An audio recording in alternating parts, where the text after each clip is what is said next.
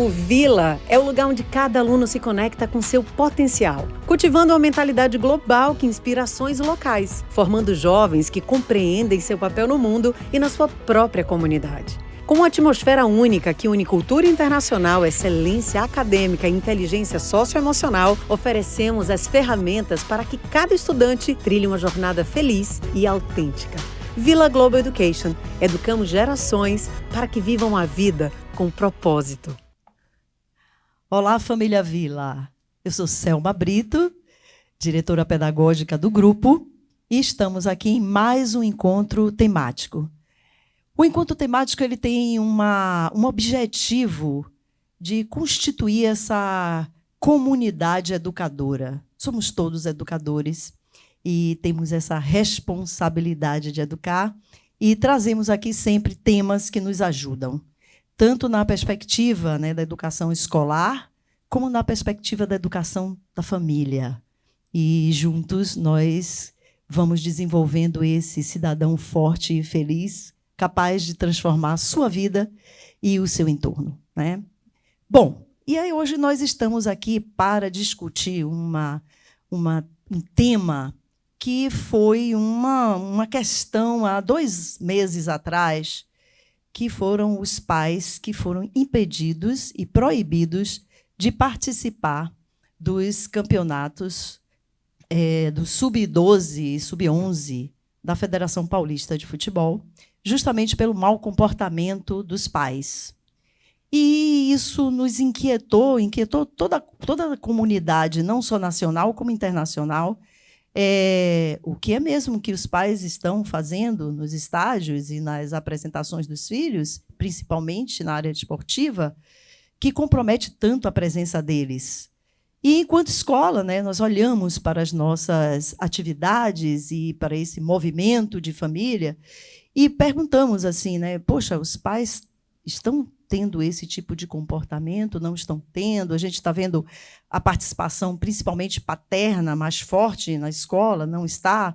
Bom, isso gerou uma inquietação e, em cima das notícias que a gente lia, né, e principalmente a Federação Paulista disse, olha, depois que proibimos os pais, tudo melhorou. A performance dos meninos melhoraram, as performances e também a tranquilidade do nosso trabalho. E na escola, por vezes, a gente também, né, tem essa impressão. Às vezes, quando a gente lida com os meninos somente, parece ser mais fácil de quando a gente começa a introduzir alguns trabalhos com as famílias. Mas, naquela responsabilidade de comunidade educadora, nós também temos essa obrigação de ajudar as famílias, né? Educar também as nossas famílias. Faz parte da nossa responsabilidade. E o encontro temático ele tem esse objetivo de trazer temas que nos inquietam enquanto escola, e nós sabemos o quanto que inquietou também vocês em casa. Com certeza vocês discutiram sobre isso. Imagine os pais que se descompensam mesmo nos campeonatos, o quanto que não fizeram de reflexão sobre isso. E aí nós resolvemos discutir isso no nosso encontro temático, reforçando bastante a presença do pai. Tá? Então, a gente trouxe aqui o pai, mas, tranquilo, mães, vocês também estão dentro do jogo e, por vezes, vocês participam assim também. Tá? Bom, justamente por a gente ter aqui no Vila uma perspectiva positiva no sentido dos pais estão mais participativos. Então, nós vimos aqui e temos todos os dias aqui pais trazendo os filhos, participando das atividades, participando positivamente, reforçando aqui nos jogos também. Os pais das meninas, as meninas bem interessadas em esportes hoje, e o futebol, né, vira agora, está mais do que nunca definido aí, que é um esporte para todos, e os pais participando ativamente disso. Mas isso não é uma realidade que a gente pode dizer que é uma realidade mundial, né, e principalmente nacional, ela não é ainda. Mas a gente tem uma esperança que venha a ser, e se a gente tem uma célulazinha, por menor que ela seja, a gente quer dar potência para ela, então a gente quer olhar esse copo mais cheio e dizer assim, sim, é possível fazer, né, uma trajetória diferente ter pais participativos, mães participativas, famílias participativas e ampliar essa comunidade educadora, que outrora foi uma comunidade, e é por isso que a lógica da filosofia africana é que para se criar uma criança precisa-se de uma aldeia, né? E a gente está reduzindo cada vez mais essa aldeia, vai ser impossível isso. E a gente, como escola, diz, ou a gente topa educar as famílias e juntos construirmos essa comunidade educadora, ou morre todo mundo junto e a gente não consegue cumprir essa nossa missão de educar. Bom, mas para reforçar aqui, né, esse bate-papo, eu estou com 3 figuras masculinas aqui, tá? E cada um representando uma face dessa discussão. Então, eu estou com o Ricardo Dantas aqui, que é nosso coordenador de esporte, um professor de muitos anos no Vila, professor de educação física, está à frente, né, já dessa jornada conosco, para dizer sobre essa importância desse componente dentro do currículo e o quanto que se aprende nas práticas esportivas e o quanto que pode ser, né, prejuízo, uma intervenção mal pensada, mal elaborada de um familiar ou de qualquer adulto na performance dos meninos. Mas também estou com o André, né, André Garcês, que é psicólogo e que tem um estudo muito específico, né, sobre a paternidade, sobre a masculinidade. Então, vai ser um papo muito bom de trazer aqui até para os pais, né, de que esses pais em exercício, de que função que estamos falando, essa função materna, função paterna, isso tem a ver com gênero, não tem a ver com gênero, essas discussões todas que na estrutura psicanalítica, né, isso traz com bastante força, e André vai poder nos ajudar aqui a refletir sobre isso. E Luciano é um pai nosso aqui do Vila, e Luciano participa de um grupo de pais, e ele vai nos dizer, né, o que é esse grupo, que é o Ser Pai, né? Olha a expectativa, né, e a necessidade de um coletivo para ajudar os pais a se posicionarem melhor enquanto pais, e Luciano vai nos dizer sobre isso. Tá? Então, vai ser um bate-papo muito interessante, e nós vamos começar esse bate-papo com esse contexto do esporte. Tá? Esse contexto esportivo e esse episódio que aconteceu dos pais estarem proibidos, né, de participarem desses campeonatos de sub-11 e sub-12 por falta de comportamento. Ricardo, o que é isso dentro do esporte? Como é que vocês do esporte discutiram isso, essa decisão? O que é isso como professor, e que você está sempre organizando aqui para a gente os campeonatos esportivos, e com certeza você já presenciou algumas coisas, e na perspectiva de vocês, né? Então, você fala num coletivo de professores também. Como está sendo essa relação, né, do esporte, da criança com as famílias? O que nós temos vivenciado, na realidade, com o esporte, é um prazer trabalhar com o esporte. O esporte ele acaba sendo um microcosmo, uma microsociedade. Então, ele traz a estrutura social maior, traz para dentro de si uma estrutura social maior, os seus valores e as suas tensões, né, dessa sociedade em que a gente vive. E isso é um desafio muito grande para a gente, porque diante dessas tensões, dessas dificuldades que a sociedade hoje vive, quando nós estamos na escola e nós estamos com os nossos filhos participando de competições, a gente percebe, fica exacerbada essa dificuldade, ou essas dificuldades. Ainda mais quando você tem um componente que é muito difícil de lidar, que é a competição, que é chegar a um lugar em que, ou melhor, naquele lugar só dá para chegar um ou uma equipe, não dá para chegar todos. E aí você vai expor o que você tem de melhor, mas você vai expor também as suas fragilidades. E aí você começa a gerar conflitos ali entre os pais, às vezes dentro da própria escola, às vezes pais de outra escola. Então o desafio ele é muito grande, mas o que é que a gente percebe muito? Isso inicia em fevereiro, esse trabalho, é uma coisa muito legal que a gente tem percebido durante os anos, que não é só um trabalho para com as crianças de desenvolvimento físico, técnico, tático, emocional ou social, mas também com as famílias. A gente percebe que o trabalho que a gente inicia em fevereiro com as crianças e finaliza em novembro, existe uma evolução física, técnica, tática, emocional das crianças, mas existe também um crescimento das famílias ao final do ano.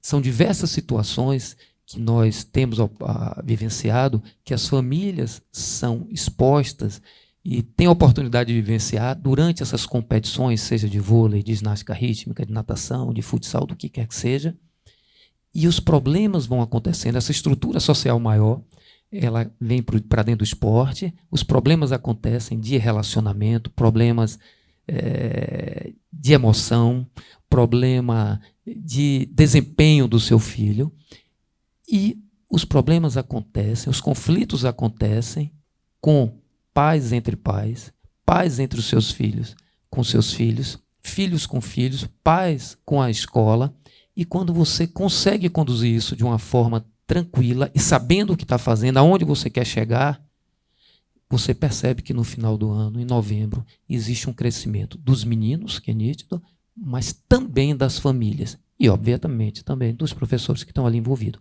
Mas a gente percebe muito como as famílias chegam melhores ao final do ano.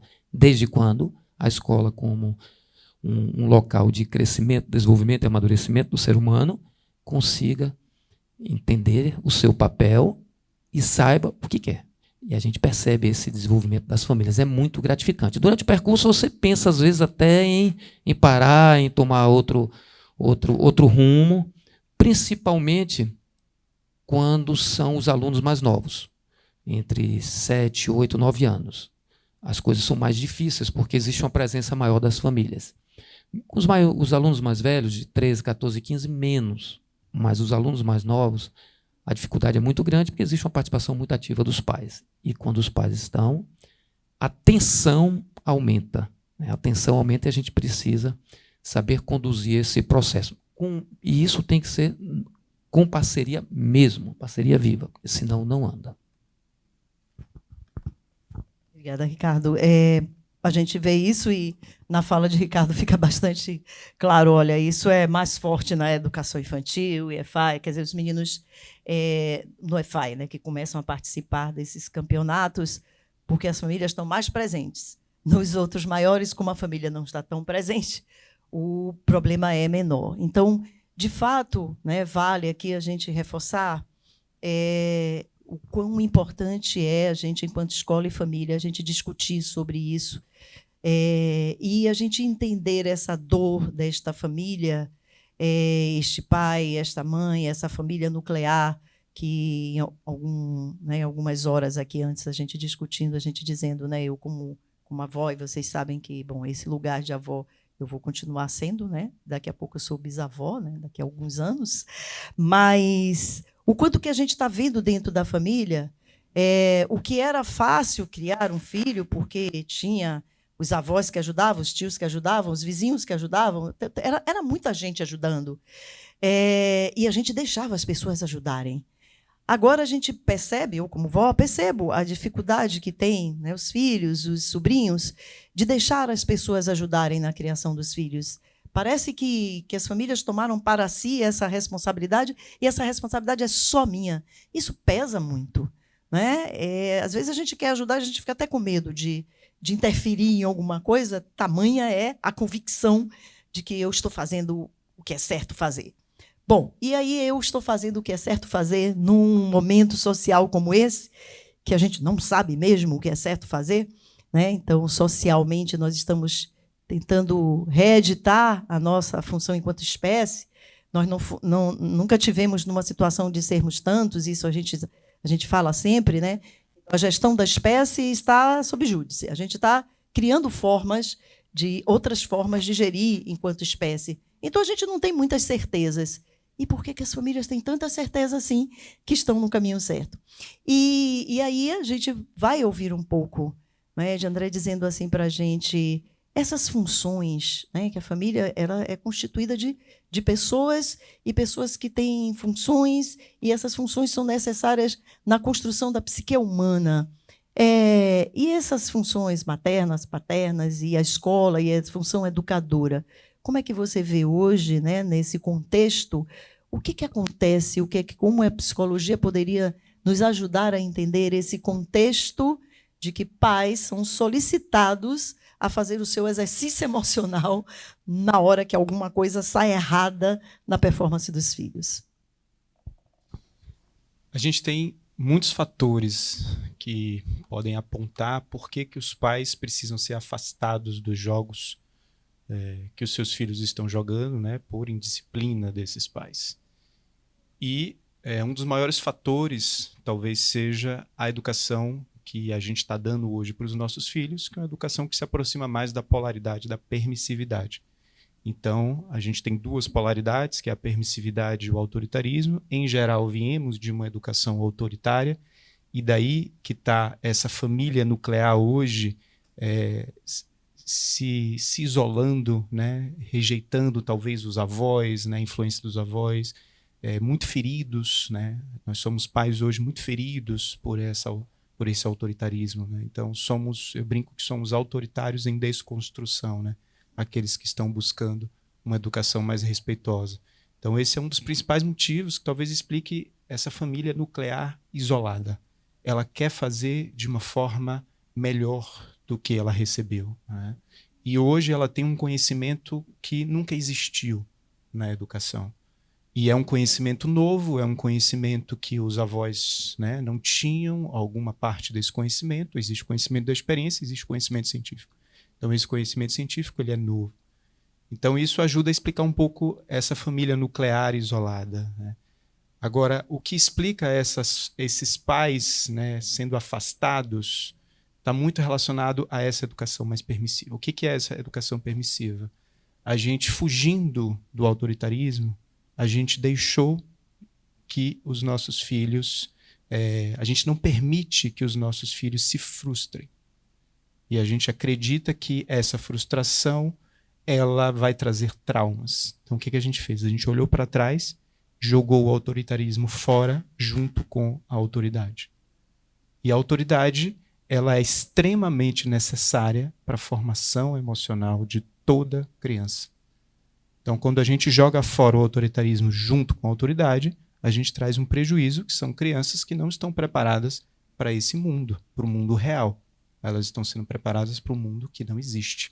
E onde é que isso vai, né, interferir de forma mais forte na escola. Então a gente tem pais hoje que estão interferindo no que não deveriam interferir na escola e não estão apoiando no que deveriam apoiar na escola, né? Então, antigamente se chamava de educação doméstica, né, que é essa educação emocional, e hoje é a maior queixa dos educadores dentro da escola, né? E pais que estão interferindo se o filho vai ser a xícara ou a princesa na apresentação, pais que estão interferindo na avaliação, se o filho perde a avaliação, pais que estão interferindo, né, na troca de sala sem um motivo pedagógico. Então, a gente tem pais que estão querendo fazer uma pedagogia compartilhada, mas que não vem de um lugar de apropriação. A gente tem hoje, por exemplo, a medicina compartilhada. Você está falando sobre a sua saúde, você tem médicos hoje que conseguem escutar que você pesquisou, que você viu, que você ouviu outros médicos, tem médicos que já não conseguem.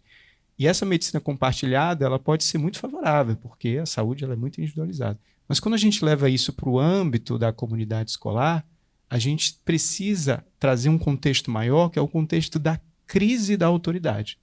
Então a gente vive uma grave crise da autoridade que está nesse microcosmo da família, nesse microcosmo dos jogos, né, para um macrocosmo que é toda a sociedade vive uma crise da autoridade, seja na política, seja na religião. E essa autoridade, ela é o que traz ordem. Então, se eu vou querer fazer uma pedagogia compartilhada com essa escola, eu preciso saber qual é o meu lugar como pai e mãe e qual é o lugar dessa escola. E os professores, né, eles estão aí quase que à margem de uma sociedade, né, estão com burnout, estão cada vez mais adoecidos, né, eles não têm o suporte necessário, estão envolvidos numa educação, né, as educações particulares um pouco mais mercantilistas, né, se tornou um bem de consumo. Para o pai de uma educação particular hoje, a educação se tornou um bem de consumo.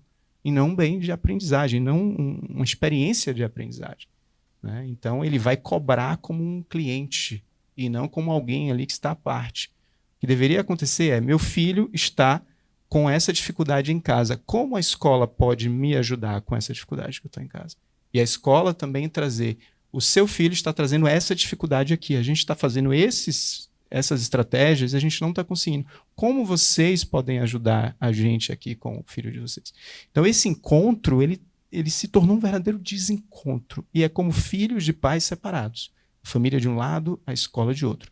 A família culpa a escola fica tentando se defender diante dessa crise de autoridade enorme, né? Ela termina sendo o reduto de reeducação de toda a sociedade.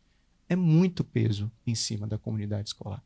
E ela não consegue sustentar isso sozinha se os pais não chegarem junto e atuarem no que precisam atuar e dar autoridade para a escola no que precisa ser dado.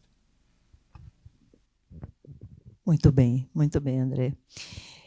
Dito isso, né, e desse preparo e desse lugar de isolamento que as famílias estão, e eu consigo acompanhar e compreender isso dentro desse cotidiano, convivendo com famílias mais novas, porque na escola a gente tem essa oportunidade, né? A gente está diante de famílias da educação infantil, então famílias de primeiro filho, e nós estamos também com famílias com as crianças, com os adolescentes saindo da terceira série do médio, então a gente tem aí essa possibilidade de fazer todas essas leituras.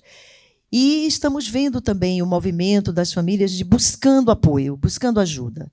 Tá? E aí é que vem a participação de Luciano aqui, né, que é nessa perspectiva do ser pai, quer dizer, um grupo de pais que resolvem, né, se ajudar, né, criar essa rede de ajuda, de como melhorar a minha performance como pai, que vem nessa perspectiva que você falou, ou seja, de um conhecimento adquirido, um conhecimento não só da experiência, mas um conhecimento já mais científico, que nós estamos tendo a possibilidade, né, de ter mais contato, e daí sim poder discutir entre iguais as minhas dificuldades. Luciano, fala aí sobre essa experiência do ser pai e essa busca, né? Que busca é essa? Então, a paternidade, a gente hoje, falando do lado aqui de um pai que faz parte de um grupo, a gente percebe que não existe essa ciência e essa convicção do que a gente está fazendo. Muito pelo contrário. Só que a paternidade é um segundo passo. Primeiro, para enxergar o lugar e como desenvolver sua paternidade, ele tem questões para tratar da sua masculinidade. Então, a maioria dos homens, ele não tem um ambiente seguro na sua rede de amigos e até a sua rede com seu pai, com seu tio, para debater, para tirar uma dúvida, para pedir um conselho. Então, é um caminho solitário. A paternidade, a gente não tem esse lugar de convicção. Muito pelo contrário. Então, assim, muitas vezes os avós, os tios, eles pensam que a gente está num lugar de privar ou de cessear ou de não pedir conselho, porque a gente está muito convicto. E muitas vezes é muito mais pelo medo do julgamento e pela solidão que existe nesse lugar da paternidade, porque a paternidade ela vem de um lugar de conflito e de confronto com a sua masculinidade. Então, muitas vezes você pensa que o lugar do pai se choca com o lugar que não é um cuidador, ele é só um provedor. Hoje está começando essa desconstrução, mas ainda ela é solitária. Se você está num grupo de amigos no futebol de final de semana e você traz uma questão do seu filho, poucos amigos vão parar para ouvir e para trazer uma experiência particular, mesmo a maioria também sendo pai. Então, o lugar do grupo que hoje eu faço parte, que eu estava conversando com o André, que existem outros, é muito mais por uma rede de apoio e de suporte, porque a gente percebe que o pai no lugar de cuidador e nesse lugar participativo, que é necessário e que não é um substituto e que não é um favor, ele ainda, por mais que tenha aumentado, ele ainda é uma exceção. E nessa solidão que ela acontece, a gente precisa de redes que a gente possa se sentir à vontade para ter essa troca e construir. Porque a gente está inseguro, é um lugar inseguro, muita informação. Então, quando a gente para olhar o ambiente escolar, trazendo um pouco a fala de Ricardo, a gente percebe que a ansiedade, que hoje é um mal está na sociedade, ela também está nesse processo de não respeitar o processo de cada filho. Tem um filho que vai ser muito mais rápido, tem um filho que vai ser mais lento, tem um filho que vai ter uma valência maior e outro não. O esporte trata justamente disso, de você poder entender e você, enquanto pai, talvez caminhar ao seu filho para conduzir essa frustração, ajudar no processo de entendimento. E hoje é muito mais de disputar esse lugar, de querer o protagonismo e não de construir um caminho junto, né? Então, no meu lugar, eu tento trazer muito com meu filho uma construção. E o cuidado maior é de tentar enxergar nele onde que eu posso potencializar o que ele quer colocar para o universo. E não aonde a minha criança está ali guardada e que eu posso projetar inconscientemente nele algo que eu não fiz, né? Então, o grupo que hoje existem alguns, que espero que eles aumentem, é muito nesse lugar de troca, de construção, porque o homem ele ainda se sente sozinho, mas ele não tem ainda coragem para pedir conselho, para pedir ajuda, e os poucos que conseguem, muitas vezes são julgados por isso. Então, enfim, é mais ou menos nesse lugar. Perfeito, Ricardo. Luciano trouxe uma coisa que a gente discute muito, que é as famílias, quando elas eram numerosas, e ainda famílias que têm 3 filhos, 4 filhos, 5 filhos, ainda consegue, né, até as famílias de 2 filhos, ainda consegue ver que existem diferenças nos filhos e amorosamente entende essas diferenças e respeita elas. Muito embora a grande parte das famílias hoje tem filhos únicos, né? Então já não tem essa possibilidade de ter esse comparativo. E aí tem essa expectativa sobre os filhos, né? E eu me lembro bem que em alguns momentos aqui na escola, quando a gente tem aquelas atividades que a gente vai definir as seleções, né? E aí os meninos vão fazer os testes e vocês têm que, né, fazer o corte, dizer, bom, esses entram para a seleção e esses não. Essa notícia, né, dar essa notícia para os meninos já é sofrida, porque a gente sabe, né, o esporte está aí para isso, é para que eles possam viver isso, e se isso for muito importante para eles, se preparem, e o ano que vem venha de novo, e está tudo certo. Mas, para dizer aos meninos, a gente até que tem um discurso, a gente tem um trabalho a ser feito, e a gente acredita que esse trabalho dá certo. Porém, na hora de dizer isso para as famílias, né, o que vocês têm vivido aí de expectativas da família sobre, né, a performance dos filhos e essa questão, né, dos pais ainda não admitirem e achar até que, por vezes, até desconfiar do nosso processo seletivo. Me diz, né, sobre isso e, principalmente, quem mais sofre, né, quem mais que vocês atendem e que tipo de atendimento é que é, e principalmente fazendo esta relação, né, dessa expectativa dos pais, às vezes frustrado, porque, né, é o meu filho e eu fui esportista e ele agora não é. A gente vive essas situações na escola? Vive, Selma. E aconteceu comigo, enquanto pai. Meu filho jogou em uma determinada categoria, na categoria fraldinha, e aí com a mudança do ano, ele passou para a categoria de cima e o nível era mais elevado. E começaram os treinos dessa categoria maior, e ele começou a treinar, e a dificuldade começou a se apresentar e tal, e eu comecei a perceber o sofrimento dele para executar as ações de treino. E 1 treino, 2 treinos, 5 treinos, 6 treinos, ele começou, e aí teve um dia voltando para casa após o treino, no carro, ele virou para mim e fez assim, pai, eu ainda não estou preparado não para jogar com eles, né? Eu disse, não, meu filho, você ainda não está preparado. E ele percebeu, e ele mesmo saiu. E para ele foi melhor, que é uma dificuldade que as famílias têm de entender. Às vezes é melhor, nesse processo seletivo, é um processo seletivo que a gente faz, você faz ali, você participa ali, principalmente no futsal, que é uma quantidade maior, você tem ali 70, 80 meninos, você vai aprovar 10, 12 para montar aquela equipe. E para aquela criança que não é aprovada, a gente consegue, às vezes, conduzir, mas para as famílias, como você falou, é mais difícil por conta do entendimento. E as famílias não conseguem, em determinadas situações, perceber que para o filho dela ou para a filha dela é melhor que ele participe de uma escolinha, que o nível é mais baixo. Porque se a gente também, aí volta também a questão da idade. aquilo que eles participam, muito está relacionado, se a gente for nas fases do desenvolvimento de Piaget, com os momentos simbólicos, né? É ali de seus 6, 7 anos, com todas essas construções simbólicas. Então, é melhor para aquela criança específica que não tem aquela condição de jogar naquela equipe ainda por conta da exigência técnica, física, tática e daquela tensão da competição, que a competição expõe, exige, que ele participe de uma escolinha que o nível técnico é mais baixo. Porque ali ele vai utilizar todo o simbolismo dele, toda a fantasia dele, ele vai ser feliz ali. Ele vai ser feliz ali. Mas a condução com a família chega também, é muito mais difícil, porque você precisa mostrar isso a ela. E nem sempre a família não entende, até às vezes porque são pais jovens também que estão também no processo de formação. E você precisa ir construindo isso com eles, mas não é fácil. Primeiro que você enquanto professor, sabe que dizer que não é o momento da criança para a criança é doloroso, dói você enquanto professor, mas você precisa dizer. E também com a família já é em uma outra perspectiva, porque gera uma desconfiança para conosco, para com a escola, né? Gera essa desconfiança, mas precisa ser feito. Precisa ser feito e depois tudo vai se acalmando, tudo vai se retroalimentando, vai se reorganizando e acaba tranquilo. André, a gente está falando de pai e mãe, né? E as formações familiares hoje, né, não se restringe só a isso.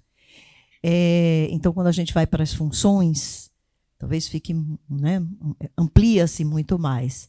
E aí eu queria que você trouxesse essa reflexão sobre as funções e, principalmente, né, esta confusão que se faz nesse movimento hoje dos pais serem muito mais participativos e entenderem que ele não está fazendo um favor para a mãe, mas, ao mesmo tempo, né, em algum momento da construção nossa, enquanto espécie cultural e de aprendizagem, nós dividimos tarefas e assumimos tarefas, e essa dança, certo, de quando entra, né, um e quando sai, quando entra o outro, é bastante importante. E tem uma função aí que ficou perdida, né? E aí você trouxe essa questão da paternidade, né, e desse exercício parental e de uma função, né, de um elo que está perdido aí, que a gente precisa recuperar ele. Que elo é esse? Quando a gente fala de paternidade, né, é muito bom trazer esse recorte, porque hoje a gente precisa falar de função paterna, né? A gente tem diversos modelos de famílias que estão dissolvendo essas funções que antes eram exclusivas da mãe e exclusivas do pai. E ainda vivemos essa transição. Então, historicamente, a autoridade era uma função exclusiva do pai. O pai tinha a função de apresentar o mundo para a criança. E apresentar o mundo para a criança significa que ela vai se frustrar no mundo, que ela vai entender os limites dela no mundo, que ela vai querer coisas que ela não pode, que ele vai empurrar esse filho para o mundo. E empurrar significa, às vezes, sair catando ficha, né? Ralando o joelho. Então, era isso que ficava exclusivo da função paterna antes, né? E se a gente for pensar que toda criança precisa de duas funções, né, nesses novos modelos parentais, a gente pode pegar um pouquinho o conceito do Yang e do Ying da China, né, do taoísmo, em que traz de que o Yang são essas funções em que eram ditas masculinas, né, quanto à proatividade, a assertividade, a agressividade, a força, e o Ying, essas funções que eram ditas como femininas, a nutrição, o acolhimento, né? Então, se a gente fosse referir a isso, a gente pode entender que toda criança precisa dessa complementariedade. E ao longo dos últimos anos, né, essa função Yang, né, ela simplesmente se perdeu. Essa autoridade, né, o homem, que ainda é o que carrega historicamente, né, essa herança, digamos assim, ele não sabe mais o que é ser homem. Então a gente precisa estar em grupos de masculinidades para conseguir construir uma masculinidade saudável. Porque a masculinidade que existe é uma masculinidade tóxica. A gente precisa estar em grupos de pais para conseguir reconstruir a nossa masculinidade, porque a paternidade é um grande portal para a masculinidade sadia, né? Então, essas funções que se relacionam mais ao masculino, elas foram destituídas, elas foram dissolvidas a tal ponto que as crianças elas perderam a intimidade, por exemplo, com a frustração. Elas não têm mais a construção, né, como é que eu, por exemplo, o que um pai pode fazer para um filho. Eu fiquei escutando o Ricardo falar, eu imagino a dor desse pai, a sua dor, Ricardo, dizer para o seu filho que ele não estava pronto, né, para estar naquele grupo. E talvez alguns de vocês que estejam escutando tenham sentido essa dor também, né? Só que essa dor é uma dor que a gente precisa dar conta enquanto pai, enquanto mãe. Eu gostaria que o meu filho estivesse pronto para isso, mas ele não está. Então eu guardo essa dor para mim e vou dar conta na minha terapia, com meus amigos, enfim, na minha vida. E não eu fico empurrando o meu filho para um lugar que eu sei que ele não está pronto, né? E ao dizer que ele não está pronto, eu permito que ele também se frustre. E eu vou segurar essa onda e essa frustração dele. O que acontece quando o filho se frustra? O pai entra em contato com a emoção dele, que está totalmente desorganizada, porque ele não foi treinado, né, pela nossa sociedade para lidar com as próprias emoções. Então o filho se frustra, ele se desorganiza e vai para o lado autoritário, né? E aí vem as agressões aos professores, né, as intervenções nas escolas.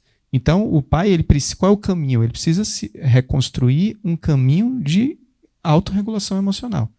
Quando o filho se desregula, ele precisa primeiro ganhar intimidade com as próprias emoções. Ele precisa atravessar esse portal, né, para ser um homem melhor. Porque se ele não conseguir fazer isso com ele mesmo, ele não vai conseguir. Então ainda hoje, infelizmente, a maioria das crianças que chegam apanhadas e falam para os pais dizem: você agora já tentei de tudo, você agora vai bater de volta. Em pleno 2025, isso é a maioria dos discursos hoje das famílias. Então, como é que se resolve a violência? Usa mais violência. É uma falta de conhecimento absurda sobre como regular as emoções, como lidar com os desafios, com as adversidades. Então, essa crise da autoridade, o caminho, né, ele precisa ser reconstituído. E se o pai, ou enfim, as funções paternas, elas precisam ser reconstruídas. Se o pai não está fazendo, a mãe precisa reconstruir esse papel. Não tem tempo mais para esperar esse pai passar por autoconhecimento, entrar em grupos de pais, porque o seu filho está crescendo. Então não dá para esperar para esse pai conduzir esse caminho da agressividade, por exemplo, do seu filho. Vai precisar, sim, dar conta disso. Infelizmente, mãe, você que está me ouvindo, sinto muito, né? Mas infelizmente isso vai ser necessário para ajudar o seu filho. E se a família tem um modelo distinto, essa função vai ter também que ser absorvida, né, por esses femininos dessa família. E isso é muito possível hoje, né? Isso é muito possível. A mãe consegue, né, e o feminino consegue assumir essas funções que eram ditas, né, funções paternas. Então, há um caminho aí de adentrar em tudo aquilo que envolve a agressividade, né? Tudo aquilo que envolve a autoridade, né? Como é que você está se relacionando com a sua agressividade no seu dia a dia? Como é que você se relaciona com a agressividade do seu filho? Você consegue sustentar, quando o seu filho se desregula, você consegue estar diante dele, sustentando, olhando para ele e dizendo internamente: filho, pode botar toda essa raiva para fora, porque eu dou conta junto com você dessa raiva. E assim você cria um campo de sustentação para aquela raiva toda sair do seu filho. E você se torna um porto seguro emocional para a agressividade. Existem as regras, tá? Não pode se machucar, não pode machucar o outro e não pode danificar o ambiente. Pega essas 3 regras de ouro e sustenta a frustração do seu filho. Sustenta até o final, deixa ele esgotar essa frustração. Então a mulher, ela também foi muito ferida pelo masculino. A agressividade da mulher também tá com sérios desafios Quando ela vê uma agressividade externa, isso toca na ferida dela. A maioria das mulheres foram assediadas sexualmente hoje. Isso é uma ferida aberta e muito forte. Então, se a gente está falando da agressividade, se a gente está falando desse ato mais violento, a gente precisa reconstruir o que tem de positivo na agressividade, a assertividade. O que tem de positivo na autoridade? Trazer a ordem. Quando a criança sente a ordem, a criança se sente segura. As crianças estão ansiosas hoje, pela primeira vez, as crianças estão mais ansiosas do que os adultos. Por quê? Porque falta autoridade.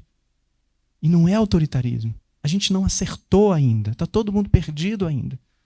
Em como acertar essa autoridade para fazer com que meu filho... ok.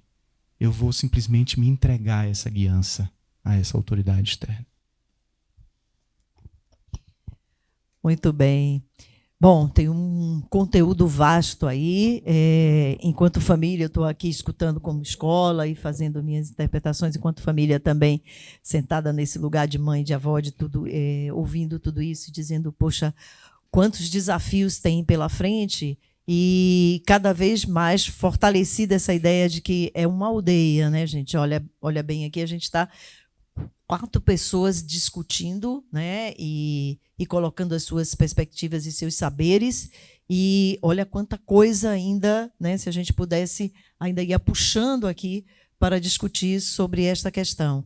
E essa questão da autoridade, e principalmente agora, né, no desafio da dança entre a família e a escola, porque a gente está falando de uma dança, né, entre as funções, e as funções não necessariamente estão, né, na dimensão assim da responsabilidade de gênero. Nós, em algum momento da nossa história, entendemos que seria assim, porque naquele momento, aquele contexto garantia.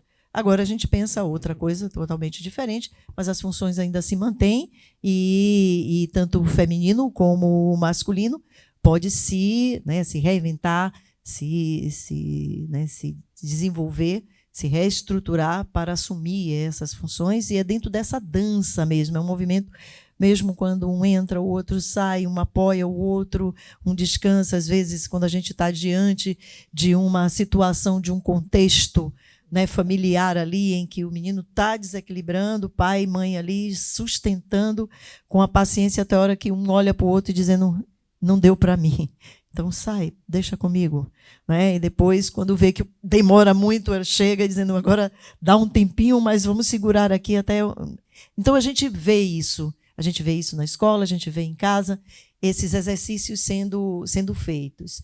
E quando a gente sabe de que, bom, um casal só não resolve, e é preciso formar rede, grupo, bom, qualquer tipo de ajuda serve para que a gente possa discutir e tentar exercitar esse redesenho desses lugares. E nessa dança entre escola e família, nós temos também essa grande dificuldade. Primeiro, como escola privada, que é essa contenção nossa de nunca deixar de que isso seja nós sejamos só um prestador de serviço qualificado, e que, para mim, vale a pena dizer, eu estou naquela escola porque esse serviço é qualificado, mas, ao mesmo tempo, eu não reconheço a autoridade de ninguém ali, e para falar com meu filho, tem que falar comigo primeiro. Né? Então, isso não funciona. Então, a gente sempre diz assim, se quebrou esse laço de confiança e essa dança de confiança, é melhor que tenha até outra escola, porque isso não vai dar bom para o seu filho. E se o final é a educação de alguém, então a gente precisa se entender enquanto adultos e saber que esse é um exercício duplo, e que a gente precisa se entender, que é a mesma coisa de pai e mãe. Né? Quando o pai e mãe não se entendem, ou a mãe não respeita o pai, ou vice-versa, pronto, tá ali já a situação posta de que aquela criança não será uma criança bem conduzida, e vai ficar lacunas aí na educação dela, que ela depois vai dar conta como adulto, e a sociedade toda com ela. Né? Então, essa relação de autoridade na educação fica clara para a gente, que ela precisa ser exercitada na escola, pela escola, e aí isso não invalida, né, a coparticipação. Tá? Então, a gente também, enquanto escola, a gente entende que, às vezes, as famílias trazem reflexões muito importantes né? Coisas que a gente não viu e que seria necessário. Eu digo sempre, a gente olha o estudante é dentro de um coletivo, ele atuando. A família traz notícia dele quanto indivíduo, tá? E às vezes a escola passa batido nisso, e quando a família traz, dizendo, poxa, que bom que você trouxe isso, vou reparar melhor e vou refazer essa minha prática. A mesma coisa precisa ser feita, né? Então, quando a escola diz, olha, em grupo, no coletivo, ele não se comporta desse jeito, né? E o que está acontecendo, então, no individual, né? E aí a família precisa aceitar isso e dizer, poxa, isso aí é de um campo meu aqui, então deixa eu verificar isso e depois eu te trago. Então, eu digo sempre que é uma dança, e quando a gente erra o passo, a gente para acertar.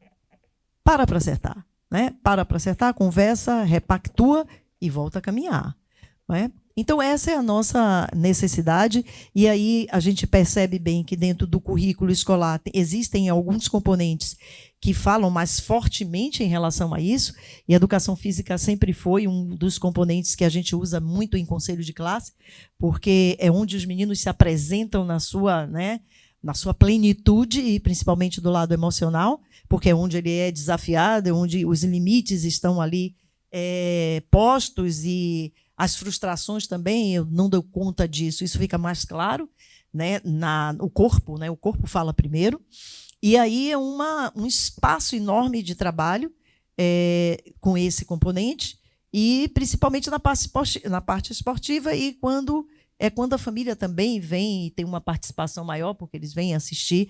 Mas não é só na educação física. A gente tem práticas que colocam os meninos em contato, né, com a questão emocional dele, quando a gente joga eles no palco. Então, a gente tem muitos momentos na escola que os meninos, de fato, assumem lugares protagonistas e, por vezes, eles dão conta, por vezes, eles não dão conta. E eu sempre digo às famílias, isso é só pretexto para isso acontecer, não é? Para que a gente possa ensinar a ele. E aí a gente tem as aulas públicas, os expoints, os festivais, em que eles vão para público e vão se apresentar, e tem meninos que performam muito bem e outros que paralisam, né? E a gente sempre diz à família, não se importe com isso. Cada um tem o seu tempo, e aqui é um exercício, é para que ele, de fato, faça isso, para que ele sinta dificuldade ou não sinta dificuldade, a gente entenda um pouco mais sobre ele e a gente possa trabalhar. Então, e aí a gente sempre se debate com isso, mesmo a gente preparando todas as famílias, e todo trimestre a gente tem tudo isso. Quando chega na hora da apresentação, tem sempre uma pergunta dessa, mas por que ele ficou com essa parte tão pequena? E por que ele ficou calado? E por que a professora não fez ele falar? E por quê? Não é? E então a gente sempre tem toda a paciência do mundo, porque a gente entende que é muito bom quando a família procura a gente para saber o porquê, e não o contrário, dizer, olha, da próxima eu quero que ele seja, né, o personagem principal, que ele seja selecionado para a seleção de futebol, mesmo ele não gostando de futebol. Isso é uma questão pequena. Bom, então, o que a gente quis trazer aqui como reflexão é que a gente precisa repactuar coisas, a gente precisa entender essas funções, e essas funções, tem uma coisa que também você disse, André, as famílias, os novos modelos de família, justamente por não ter este compromisso, né, histórico, se permite viver, né, melhor isso, né? Então, essa dança é uma dança muito mais possível, né, porque você vê que as funções elas são ocupadas por personagens diferentes, em contextos diferentes, mas não impede que os filhos tenham contato com a função, independente de estar ali, dois pais, duas mães, ou avó, né? É claro que, como vó, a gente entende isso. Às vezes, a minha geração teve filhos e criou filhos. Não entendeu muito sobre isso, né? Hoje, no lugar de avó e tendo contato com os pais mais novos, bom, tudo bem que eu estou em educação, mas mesmo aquelas que não estão, se debruça sobre esse conhecimento que chega, né, um conhecimento mais maduro, mais científico, e aí diz, poxa, isso faz sentido, né, esse tipo de comportamento dos pais. Então, a gente quis trazer aqui um uma reflexão, uma contribuição, trazendo como pano de fundo a proibição dos pais no esporte, porque esse simbólico aí de os pais dentro do jogo ou fora do jogo, o jogo da vida dos filhos, o jogo da educação, o jogo da escola, né? Todos esses jogos que nós, enquanto comunidade educadora, precisamos nos entender enquanto comunidade, não estamos em lados opostos, e se assim a gente entender, está ruim, né? A gente tem que repactuar, e pode ser que, né, se quebrou a minha confiança na escola, então quebra a escola, vai para outra escola. Mas fato é, seu filho precisa desse clima, né, de confiança e de credibilidade entre as pessoas que estão dividindo esta missão, que não é uma missão fácil, porque o contexto social também não nos ajuda. Então, se a gente não se ajudar no nosso pequeno, né, microcosmo, a gente se perde, né? E o nosso nos perder significa caro para uma vida que depende dos nossos encontros, né? Então, o prejuízo maior vem para a geração que precisa da gente. E a gente entende que é a nossa missão enquanto adultos. Tá? Então, eu queria agradecer, né, muito fortemente a vocês que nos ajudaram a entender tudo isso, né? Foi muito importante, Luciano, eu não conhecia essas comunidades, e logo depois, né, que Paula falou sobre... Eu fui pesquisar sobre essas, são muitas comunidades, né? Que coisa boa. Mas a gente ainda tem esse compromisso, André, que eu com certeza vou te convidar de novo para a gente entender melhor essas funções.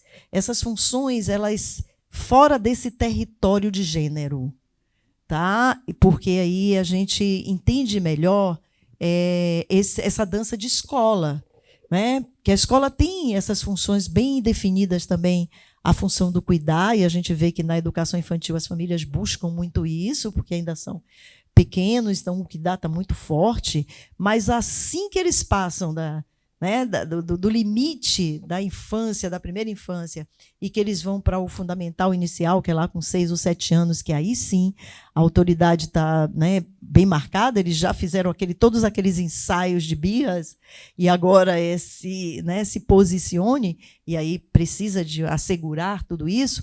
A gente aí começa um trabalho, e que, por vezes, até a própria equipe, né, que é de um volume muito grande feminino, tá? Tem essa dificuldade, né? E as famílias também vão saindo de cena, né? Porque os meninos vão crescendo, a família vão saindo de cena. E aí a gente tem uma questão com a adolescência, que eu queria trazer, porque a infância a gente ainda vê tudo isso acontecer, ainda é possível, porque a família está aqui dentro, a gente ainda, né, se desentende, entende, repactua, mas na adolescência some todo mundo, né? E eles ficam literalmente sozinhos, e a gente olhando para eles dizendo o que nós vamos fazer com isso. E aí a gente vai ter essa conversa, tá, para falar dessas funções, e agora atuando com adolescentes. Topado? Então, agradeço a Luciano como representante aqui dos pais, né, e um pai bem atuante. A Ricardo, nosso parceiro aí com o esporte e a educação física, a gente tem esse cuidado, esse zelo tão grande por esse componente e por todas as perspectivas que o esporte e que o corpo traz, e que foi muito esquecido nesse histórico de educação, né? E a gente quer, por tudo, resgatar, porque primeiro é o corpo que chega, né? E a cabeça vai respondendo, tá? E principalmente a você, André, que desde o primeiro momento que eu conheci o seu trabalho, disse, puxa vida, faz todo sentido. Principalmente eu, e aí eu fico sempre, né, que fui menina com 2 irmãos, e depois tenho 3 filhos homens, sabe? Então, o universo masculino sempre me interessou muito, né? E na minha relação com eles, né? E quanto que para eles compreenderem o meu lugar e eu compreender o lugar deles. Então, quando eu vi você falar sobre isso, me remeteu tantas coisas na minha relação com meu irmão, com meu pai, depois marido, filhos, e agora as noras que chegam, né? E as netas, tá? Então, foi muito gostoso esse papo, tá? E gostaria de ter outros papos especificamente também com você, Lu, e outros pais que poderão estar aqui, que você convide, para a gente continuar esse encontro temático, tá bom? Eu espero que para vocês também, famílias, a gente tenha dado algum recado. Eu vou passar rapidinho para eles aqui, para que eles possam se despedir de vocês, e um beijo até o próximo encontro temático. Eu agradeço também a participação, né? Me coloco disponível para estar de novo junto com a comunidade do Vila. E quero trazer esse recado final, né, do quanto que esse fenômeno dos pais estarem, né, sendo impedidos pelas escolas de estarem nos processos, né, de jogos, ele guarda uma cura muito grande, né? Se a comunidade acolhe isso, como o Vila está fazendo, né, vamos olhar para isso e vamos acolher. Vamos ver como a gente consegue não rejeitar, né, essa participação, mas ver que esse é um problema e vamos puxar esse fio, né? E quando a gente puxa esse fio, a gente, nossa, né, olha quanta coisa a gente precisa olhar para esse universo, né, da agressividade, da competitividade, né, que é um universo, sim, mais masculino, né? E o quanto que a escola pode assumir, bater essa bola no peito, né, e dizer, vamos tocar essa bola junto. Então, parabéns ao Vila por essa iniciativa. Agradeço o convite, me coloco à disposição para outros bate-papos. Fica aqui a provocação para os pais que estiverem nos ouvindo, que se conectem com seus filhos intimamente, não com a sua criança, mas com a criança que você está criando, que você está ajudando a formar. Porque a partir daí você vai sim conseguir ajudar a fazer essa ponte com as inseguranças dessa criança, as valências, as virtudes. E a partir daí você vai ter confiança no projeto, que muitas vezes, como o Ricardo trouxe, a sua insegurança, porque talvez você não está tão conectado com o que a escola está trazendo e com o que o seu filho está te entregando. Porque a entrega ela é sutil. A criança está em formação. Então essa entrega não vai ser num treino. É no dia a dia, é numa dúvida que ela solta, numa conversa no carro. Então é muito nisso. Se conecte, se desprenda das suas expectativas e se permita. Porque é difícil, mas vale muito a pena. E fica aqui a minha singela contribuição e me coloco à disposição. Obrigado. Para mim também, esse é o meu prazer participar. Foi um prazer muito grande participar. Um tema muito rico. Quando a gente fala dos pais fora do jogo, é processo também, né? Falando do esporte, das competições. Nós temos notado, e quando esses pais eles são chamados a não participar daquele jogo, daqueles próximos jogos, como eles voltam diferentes, como eles voltam melhores. E aí a gente, enquanto escola, aproveita, conversa e cai naquilo que eu já falei. É crescimento, é amadurecimento, é desenvolvimento não só das crianças, mas da família. E isso, durante o ano, nos cansa muito. Às vezes a gente pensa em mudar algumas coisas de rumo, mas quando chega no final do ano a gente vê como é gostoso trabalhar com isso, como é gratificante quando a gente consegue alcançar passar por essa caminhada, como o Luciano falou, valorizar o processo. O processo fica tão bonito, tão leve, que você chega no final muito satisfeito com a sua profissão, muito satisfeito com o seu trabalho, muito feliz, né, de estar dentro da escola, convivendo com as crianças e com os pais. Fica muito leve e muito gostoso. Muito obrigado. Então, já que você levantou a bola, fica aqui o convite. A gente faz parte do grupo Canal Ser Pai. O Instagram também, @Canal Ser Pai. A gente tem bate-papos quinzenais, onde a gente traz as questões de cada paternidade, de cada pai, de cada vivência, suas dúvidas.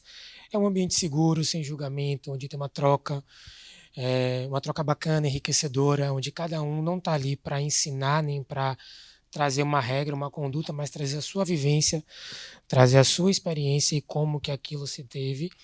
Né? Amanhã a gente vai ter um bate-papo via Google Meet. Então é só entrar no Instagram, @Canal Ser Pai, que já tem lá a chamada. Inclusive amanhã a gente tem um convidado que é um pai pai de uma criança autista que fez um livro, ele vai divulgar e vai ter todo um papo sobre isso também. Então a gente traz todas essas questões que envolvem a paternidade e a parentalidade. Geralmente são as segundas, mas porque alguns pais estavam com filhos tendo prova nessa semana, a gente já adiou para quarta. Mas sempre às segundas, às 8 horas da noite, de 15 em 15. André, você também pode falar do seu trabalho.